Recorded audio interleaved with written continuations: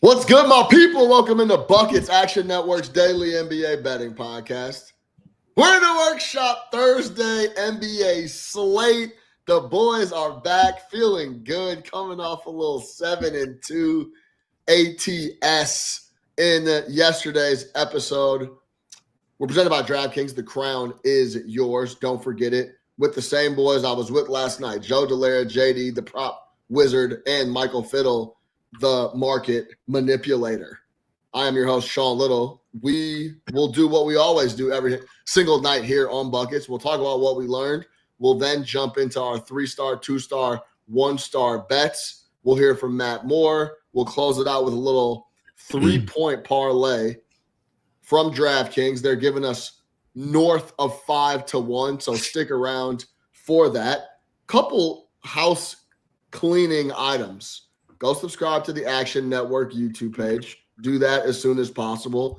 Tell a homie to tell a friend to subscribe to Buckets if they don't already somehow listen to it. We're here every single night doing the work so you don't have to lock in with us all day long. JD, Joe Dellera, how you feeling? Little 3-0 from you yesterday.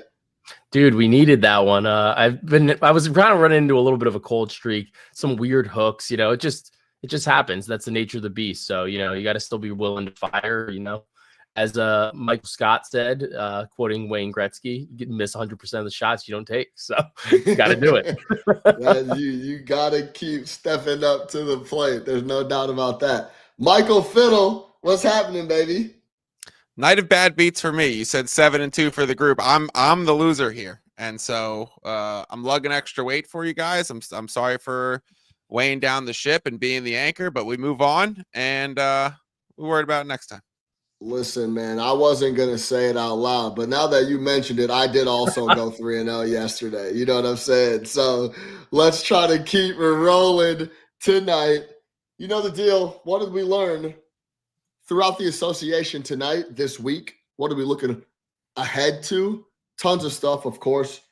JD, Joe Dellera, give me something, a nugget, something you're thinking. What's on your mind as you continue to grind NBA every day? Sean, the thing that's been on my mind, it's been on my mind for the last couple of months, and it's especially on my mind today. And, this Giannis injury, getting an MRI about 30 minutes ago, according to Doc Rivers. It's wild. I mean, all the stuff that came out today in terms of, so this is not necessarily betting related, but all the stuff about these trades. Does he want to go somewhere else? What's the future? And then you have this injury, tinfoil hat time, but we're in a situation where we're waiting. We're like, what's this do to his trade value? Maybe it's not that serious. Maybe he only misses, a little bit of time, enough time for them to sort out a deal. Who knows? So definitely something that I'm keeping an eye on, and I want to see how that works for Milwaukee. I would imagine that Ryan Rollins in the meantime sees a massive bump, him and Kevin Porter Jr. So we'll have to take a look, but it's definitely something I've got at the forefront of my mind is what do these Milwaukee Bucks do in the next couple of weeks before the trade deadline? Yeah, I mean, there's only a few guys that have the potential to shake up the entire league. This is one of those guys. Yeah. Depending on where this dude lands, it could really shake things up. I thought it was really funny and interesting. I didn't think about it. Our guy, the captain, Matt Moore, mentioned one of the only teams that really has the pieces and the talent to go get Giannis is the Thunder. And they're most likely not interested, not even contemplating it, because that's how loaded and that's how cohesive that unit is. So take the Thunder off the table for making that move for Giannis. The rest of the teams are chasing that particular Thunder squad and things. That's a guy that could potentially get into a position where he could knock the Thunder off in a 7-game. Fiddle, thoughts on Giannis, and what have you learned this week? Thoughts on Giannis. I had Knicks, Spurs, Miami Heat, Toronto Raptors, Cleveland Cavaliers, and the OKC Thunder as the teams that should be the most interested and can realistically get something done. Like obviously Minnesota is going to be very interested, but they're not going to be able to get anything done here. I think the Thunder should be interested. It takes Hartenstein and a choice of between Caruso, Dort, or Isaiah Joe, and someone like Cason Wallace and some picks. Like, I would slide Chet up to the center, and I would do it. I mean, obviously, if Matt says the Thunder aren't interested, he's more plugged in from an insider perspective. He didn't say they weren't interested. He says, like, you would like, why would they be? He didn't like break any news and say he's Giannis Antetokounmpo. They absolutely should be interested. I think you have to be. Everybody they have has 3 first-round picks that potentially might be lottery picks. They have the Jazz top 8 protected. They have the Clippers unprotected. I believe they have the Sixers like top 4 protected as well. And if you look at the records right now, Sixers would be 14th, Jazz would be 9th, and the Clippers would, I think, be the 4th pick in the league. It's like this is a loaded draft. If you don't want to give up something, like you give up a pick now and something deep in the future and Hartenstein and like they absolutely can get it done. And the question is from the Milwaukee side, because Milwaukee doesn't own their own first round picks moving forward. Atlanta owns them. So it's like from Milwaukee's perspective, how much do you want to tank if you don't own your own picks, right? So you'd have to get something pretty valuable or like stay afloat with some decent talent. That's why the Knicks, if they're willing to give up OG and Towns, makes sense. Atlanta's going to be a serious suitor too, because you could do Trey straight up for Giannis.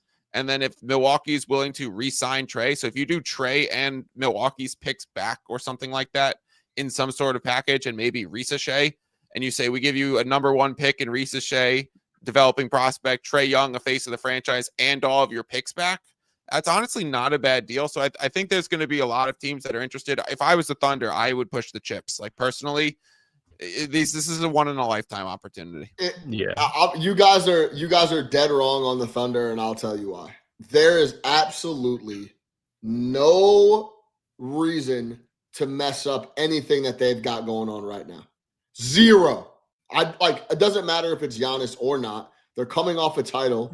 They don't lose any basketball games. They actually throttle every team they play in the league, including Giannis and his bunch, when he's been in Milwaukee. I guess outside of the NBA Cup final, but they can reconcile that at another point.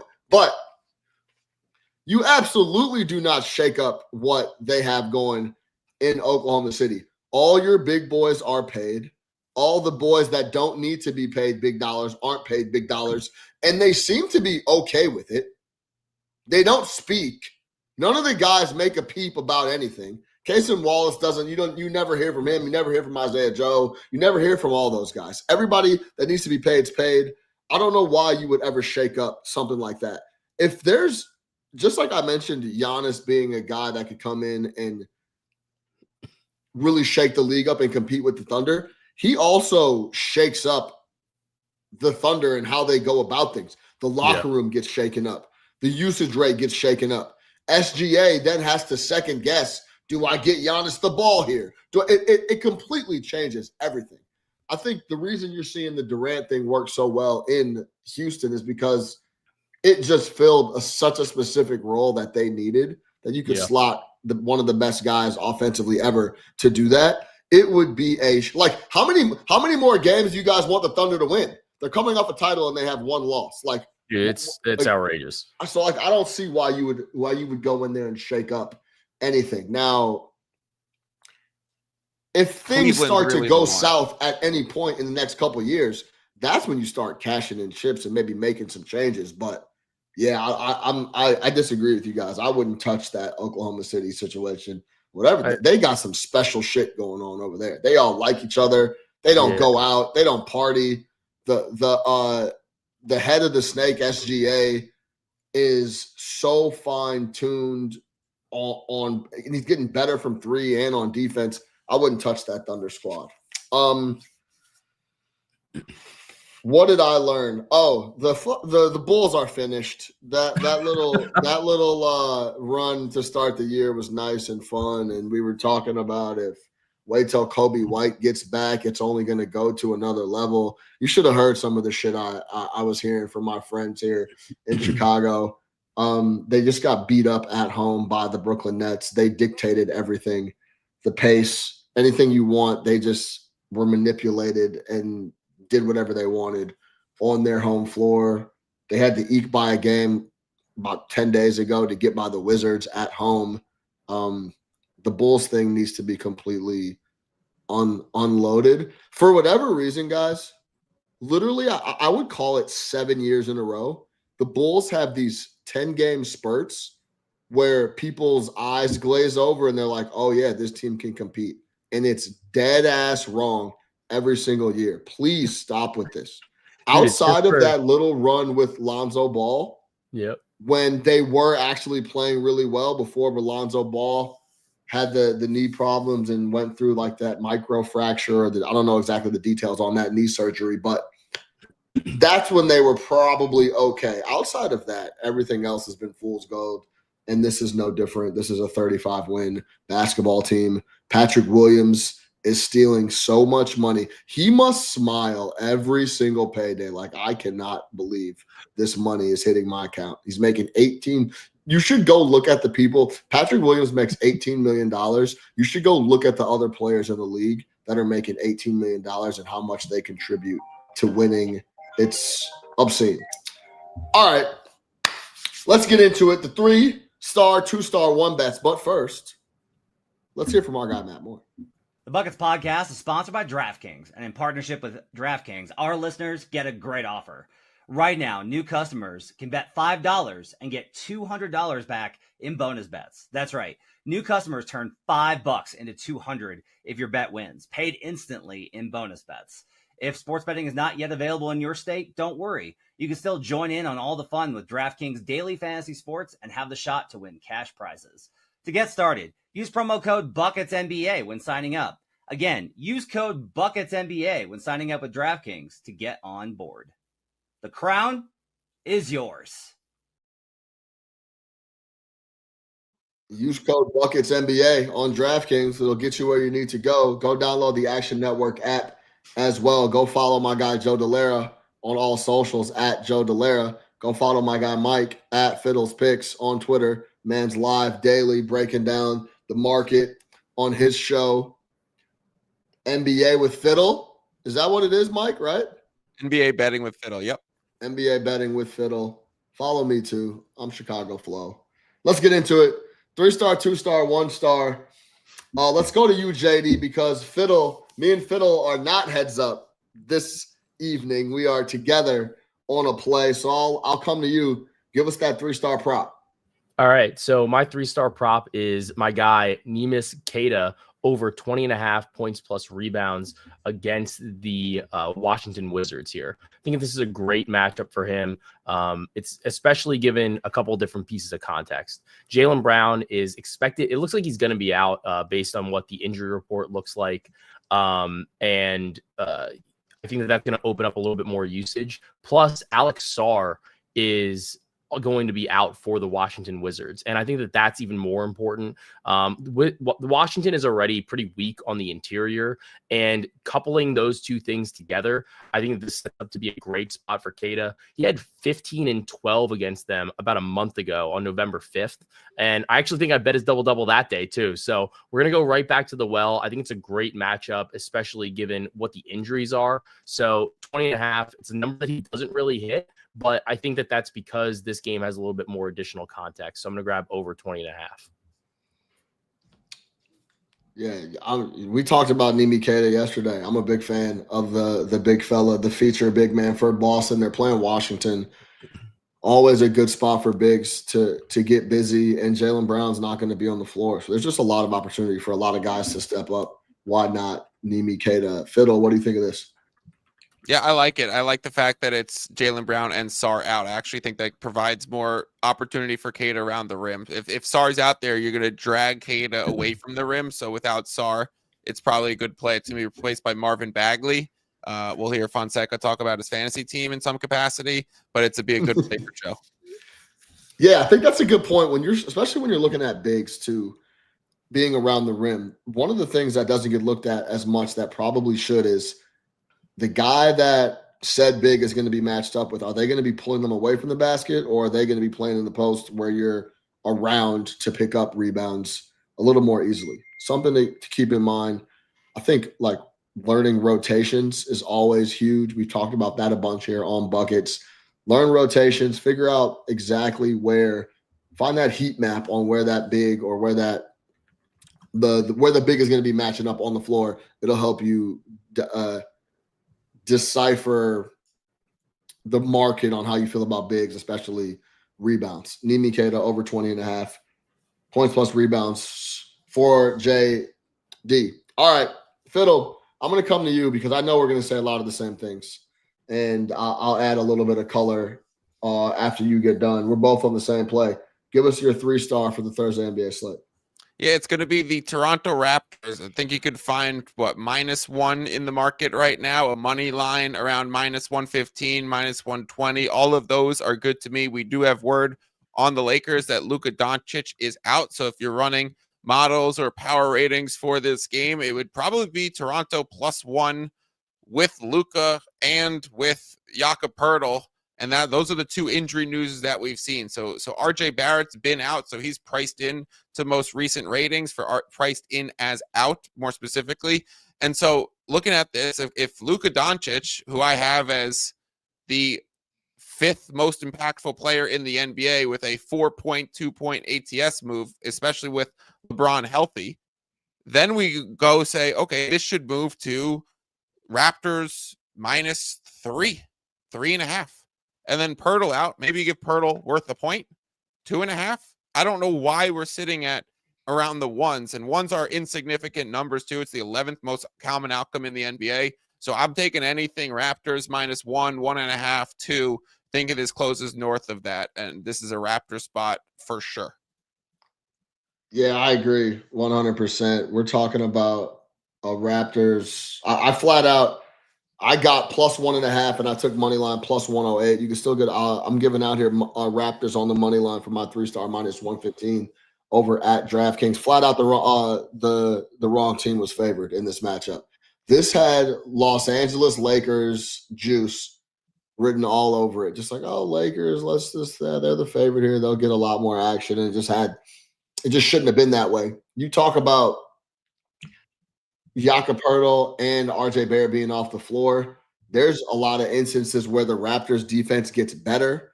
They're going to have to slow down one guy in Austin Reeves. I know without Luka on the floor, he's been going for 40. Good luck on the road in Scotiabank against the Raptors. Top 4 defense at home. They've been really good in that building. Reeves is going to be under a lot of pressure. I'm not going to be hyperbolic and talk about LeBron, and say he's finished. He has looked poor the last few out. I will say that. We kept him in the game to pick up 10 points. Had to. While Dylan Brooks was cooking their ass. And then the night before, he looked pretty poor overall as well. This is only LeBron's 2nd game on the road since coming back. He's been chilling out in LA at his crib, getting ready to drive to Staples and play. The one road game they did play was against Utah. So LeBron finally getting on the plane, going away. I think they're going to have a lot of things to figure out here with LeBron in the fold and no Luka, with Reeves pulling the strings. And this is not the spot you want to have to figure that stuff out. Wrong team was favored. The market may close. I think this is going to close like 2.5, like Fiddle said. I think the Raptors are going to catch some more steam as people realize that Luka is not going to be in the fold. No injury for Luka, just a personal matter. They are, I believe, 3-1 with Luka out this year, but they haven't been at Scotiabank on the road against the Raptors, who have been playing really, really well. And the defense only gets ratcheted up without RJ on the floor and at home. So I like this spot for the Raptors to get a win. I agree wholeheartedly with Michael Fiddle. All right, let's get to the 2-stars.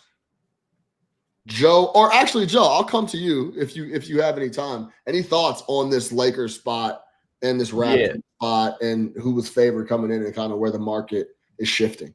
Yeah, for sure. I mean, you guys don't see me bet a ton of like money lines and spreads, but I'm going to join you on the Raptors as my 1-star play here. I think that, there's obviously no Pirtle in this game, but I do think that not having Luka Doncic is extremely significant for this Lakers team. Obviously, hopefully we see a little bit of a bounce back from LeBron in terms of his usage, and, maybe he takes like the game a little bit more by the horns, but this has really kind of been in the Austin Reeves and Luka Doncic show. And without Luka, I think it's definitely tough. And the Raptors have been continually underrated, I think, so far by the market, whereas the Lakers are continually overrated. So I do like the spot for the Raptors, and I'm going to join you. And then for my 2-star play is Anthony Edwards over 3.5 threes. You're getting plus money right now at plus 105. And the biggest thing here is these two teams just played. And Ant, obviously it was an overtime game. Ant played an insane 47 minutes, but he went 6 for 13 from 3. And the biggest thing to me is that the New Orleans Pelicans allow 3-pointers at the highest frequency in the NBA at 44% of their opponent's shots. Just wild percentage for threes. It's just a shot that they're continually giving up, especially these above the break threes, which is a look that Anthony Edwards does take. And Ant's a pretty streaky shooter, but he's actually gone over this line of 3.5 in 1, 2, 3, 4, 5, 6 straight games. And he's actually had 5 or more in 5 of those 6 games. So I think it's a great opportunity for him to go over this line once again. And I'll definitely grab it at plus money for over 3.5. Yeah, I like this spot. I think we've talked about over the years, like the duplex spot, and it's tough to, get those back-to-back wins. I think this is still a really good spot for Minnesota to put up another huge number versus the Pelicans in New Orleans. So, yeah, I'll give you a little sneak peek. My 2 stars land the 10.5 to Minnesota in this spot. I went back and watched that game this morning. Fiddle, and it was just an offensive barrage where both squads weren't interested. Now, I will say, I think the regression is going to come off from the offensive side from the Pelicans. They shot 55% from the floor. Jose Alvarado was 4 for 4 from deep. Jordan Hawkins was 2 for 3. Like, they were 12 of 21 overall from 3. They couldn't miss anything. And I think Minnesota can even take it up another notch offensively on that side, especially on the shooting side. If there's one guy that can continue to put together performances like he did last night or the other night, is Anthony Edwards. I think this is a spot where they absolutely get right against a really bad team and dust off the Pelicans instead of having to go to overtime. They don't play with their food this rip. I was contemplating putting this to the 1-star, and it landed on putting them at the 2. I really like my 1-star as well. We'll get into that shortly. But, yeah, I'll lay the 10.5 with Minnesota. Talk to me about that Edwards play and the overall Minnesota play for me. So generally in these like baseball series matchups that the NBA's been doing, it's like a recent schedule wrinkle, probably the last 4 years now that they've added in this mini baseball series where a team will play back-to-back, sometimes at the same arena, sometimes they'll flip home venues. And throughout the data, we started seeing that you see a lot of like inverse winners, especially true when the favorite would lose the first game. They would be a great spot in the second game, or you would just see something like we had Utah and the Rockets earlier this week, where the Utah Jazz actually beat the Rockets at home on the second night of a back-to-back, both games in the altitude in Utah. The one caveat that I would say for this is like, what if the favorite was totally down in the dirt and had to come back and pull something out of their ass like Minnesota did the first game? They're coming into the second game, taking them completely seriously from the jump. Yeah. There's no let-up factor in this. It's almost like a refocus factor. So I do think looking at a little bit of the psychological angle about why those things might happen makes a lot of sense. And I would say Minnesota comes out here very serious early from the beginning. In fact, I would probably look at the 10.5 and say, can I play that into the derivative first half angle, right? Could I play a -6 on a first half angle for Minnesota as well? That's probably a pretty strong look as well. I do like Anthony Edwards because, I mean, he's just a flamethrower, and he's said outright, I'm just going to go try and score a career high every night this season. Like everyone wants to keep talking about like Ant needs to learn how to pass and pass out of the double team and blah, blah, blah. And he's just like, fuck it. I'm scoring career highs every night. That's the plan this year.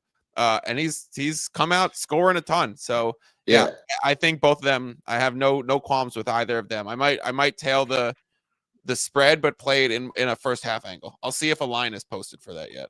Yeah, especially with the no point guard situation. Like he's kind of doing the hybrid. He's going to bring it up. There's been so many possessions where he brings it up and just it doesn't get too much movement before it ends up back in Ant's hands and he's getting up a shot. So yeah, I agree with you wholeheartedly. When you look at the injury report for this matchup as well, everybody's still ready to go for Minnesota. Nobody's on the report.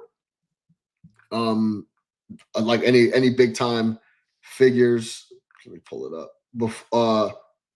for the matchup. And then there's still some people missing for New Orleans. So it'll look like it'll be the exact same matchup. I just expect some regression for how well New Orleans shot it the other night. All right, Fiddle, give me your 2-star play. 2-star player is going to be the Boston Celtics and the Washington Wizards under 230.5. It seems to be all at 229.5 now. Totally okay with that number as well. I think this should be 228.5 or lower. So a full point of closing line value is what I would anticipate here. No, Jaylen Brown is a real key for this Boston Celtics team. Like they talk about wanting to play faster, and yet they're still one of the bottom in the league in pace. And I think a large part of that is anytime they do start to play faster, that's led by Jaylen Brown, who could initiate his own action and then not wait for like a whole play and set to develop. When it's Derek White and when it's Peyton Pritchard, and then you got Hauser running around a screen and setting something up, they just play a lot slower. So I'm expecting this to be a pace down game. I'm expecting Jaylen Brown to be out. He's doubtful. I'm expecting Sarr on the Washington side. You have Sarr and Corey Kispert out. You're losing 2 shooters. You're losing Bilal Coulibaly too. So some of that athleticism and transition speed. So I understand the number should be like 231.5 if everybody was healthy, maybe 232.5. With all these injuries, this becomes an easy under spot for me. Yeah, I actually looked at this and decided to pass, but it was right there on the cusp because they're going to have they have a lot of backfilling to do, and this is going to be the first game Jaylen Brown has missed all year. He's been there every single game to start the year, and as we talked about yesterday, he's been going ballistic, and he's been willing and accepting to take the volume of offense that's going to be necessary for them to stay in some of these games. If you go look at the numbers for Peyton Pritchard and Derek White without Jaylen Brown and Tatum on the floor, that's like their only options. I know Simons is now in the mix, and that wasn't something that was a part of their roster last year or the year prior. But they are going to get a ton of looks. We're going to talk about a little same-game parlay down the road. Both Peyton Pritchard and Derek White in the market at DraftKings are at 4+3s. So they're going to get a ton of volume. There was a game last year without Tatum, without Jaylen Brown. If you guys remember, yes, it was against the Hornets.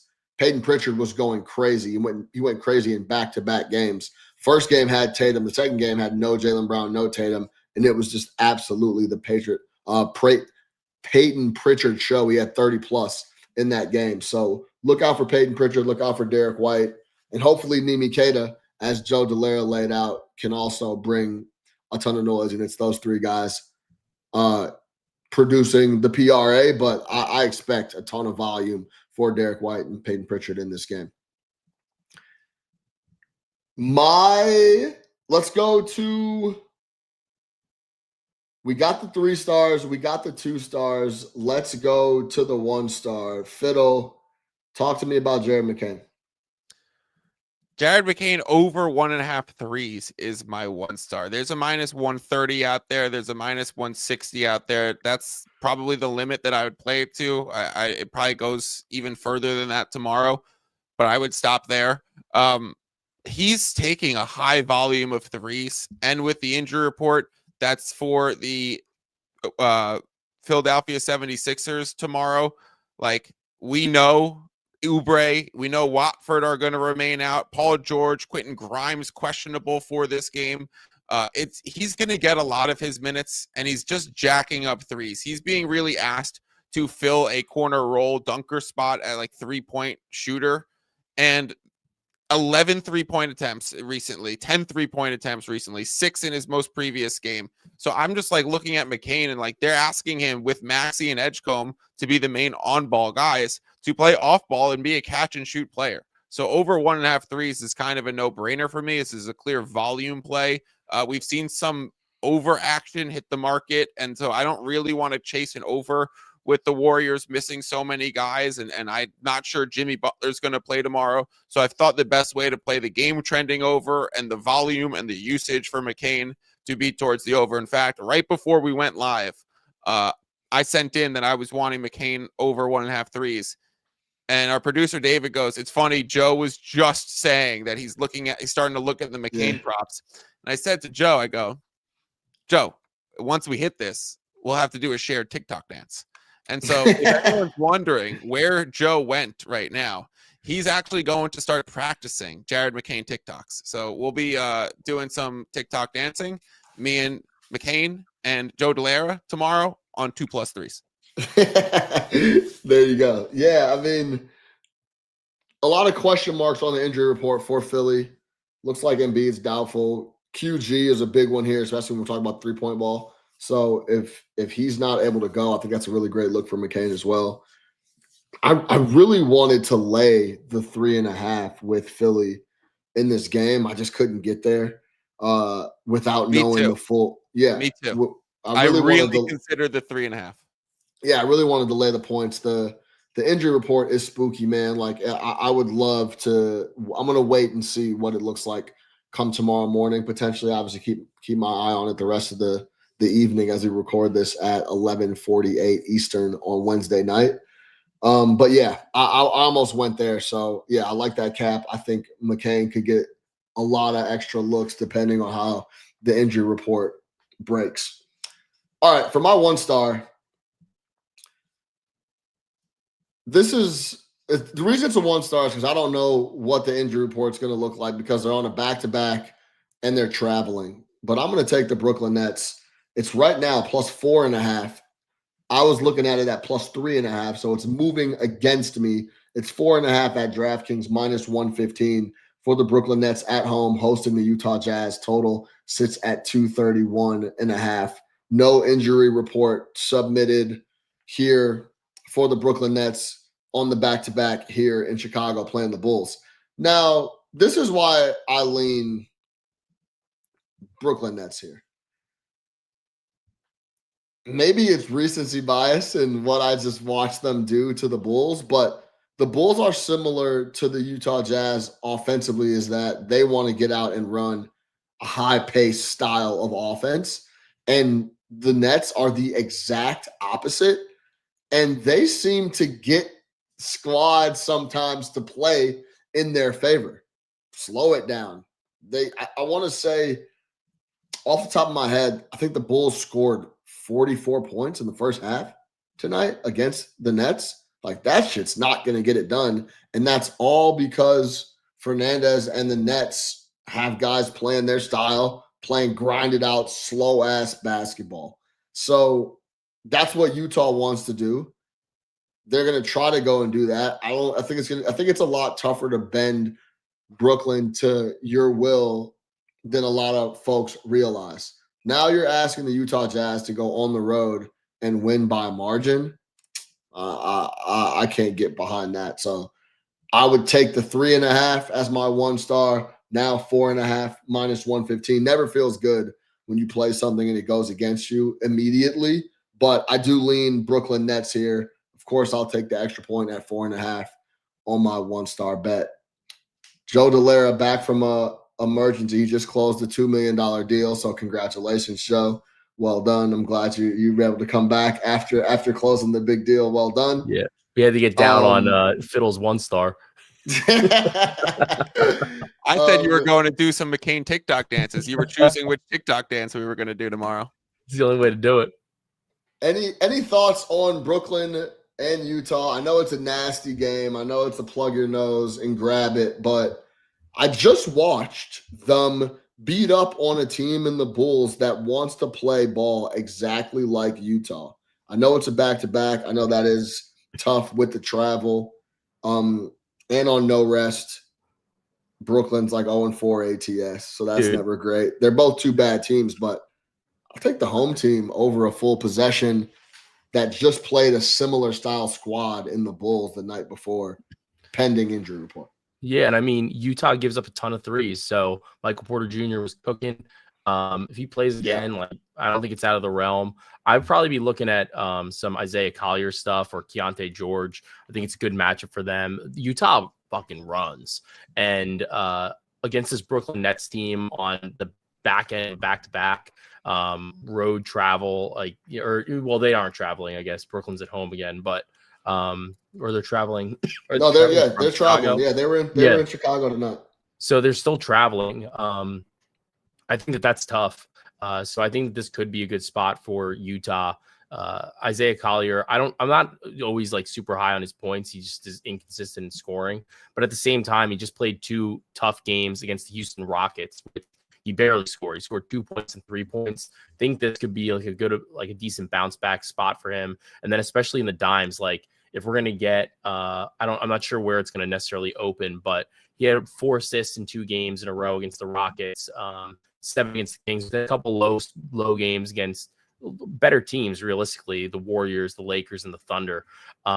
I would probably be looking at Collier, points plus assists. It's one of my favorite bets. So I love Collier. Dude is an absolute dimer.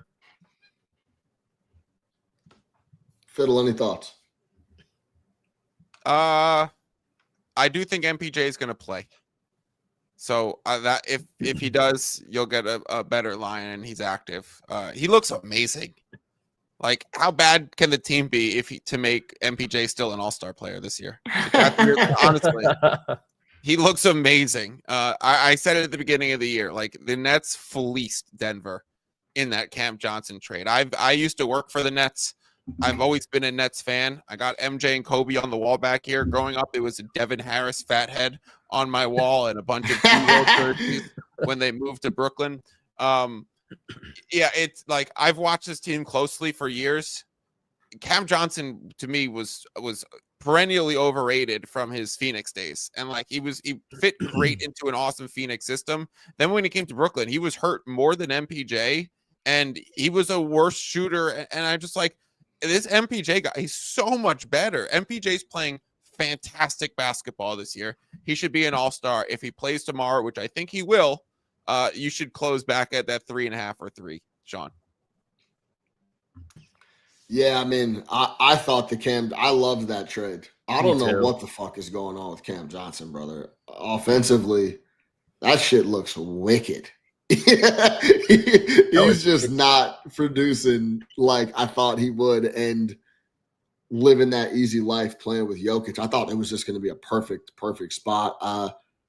Plenty of time, of course, to still snap out of it. But yeah, I mean, at this point, MPJ is such an interesting player to me because, like, I thought him going to Brooklyn would be like a no pressure situation where he would do anything he wanted. And he could always fill it up. He always rebounded. Like, that was never the issue, right? So yeah, it's interesting. We'll see what happens with Cam. But yeah, you got to give it to MPJ. He's doing his thing out in Brooklyn. YouTube creator, Michael podcasting, all types of shit. He's doing it all. Shout out Curious Mike. He's doing it all out there in Brooklyn. All right, let's close it with a little DraftKings 3-point parlay. This is what we're gonna do. We're gonna go Jared McCain 2+ triples. You just heard that cap from Michael Fiddle. Ant 4+ triples versus the Pelicans. We just saw him go off. The Pelicans aren't going to have an answer. I think they're going to regress quite a bit offensively. I think the Timberwolves cover that number on the back of Anthony Edwards. Let's get 4+ threes in the process. Peyton Pritchard, 4+ threes versus the Wizards. If you want to swap this with Derek White at 4+, I have absolutely no qualms with that. I think both of these guys have potential to hit 4+. in that game versus Washington. If you keep Peyton Pritchard, if you go McCain 2+, Ant 4+, Pritchard 4+, you get plus 506, little over 5-1 at DraftKings. Go lock that in. The crown is yours. Gambling problem, call 1-800-GAMBLER as soon as possible. For Michael Fiddle, the market manipulator, for Joe Dellera, the prop master, I am your host, Sean Little. Here are the recaps. I'm on Toronto moneyline -115 with Michael Fiddle and Joe Dellera. That's his 1-star play as well. I'm gonna, for my 2-star, Minnesota Timberwolves -10.5 versus the Pelicans. I think they thumped those boys. 1-star Brooklyn Nets +3.5 pending the injury report. They're on a back-to-back, flying from Chicago back to Brooklyn to take on the Utah Jazz. Joe Dellera 3-star Nimi Keita over 20.5 points plus rebounds. 2-star Anthony Edwards over 3.5 triples. 1-star, as I mentioned, Raptors moneyline. Michael Fiddle, we're on the same page tonight. Toronto Raptors moneyline 3-star. 2-star Boston Washington under 230.5. 1-star is Jared McCain, 2+ 3-pointers with a bunch of guys pending action on that Philadelphia 76ers injury report. As I mentioned, for Michael Fiddle, for Joe Dellera, I am your host, Sean Little. Until next time, which is tomorrow. Oh, it's a brick, Fiddle. Jesus. Let's get buckets, baby. Tried to end with a bucket. That's why you got to watch on YouTube.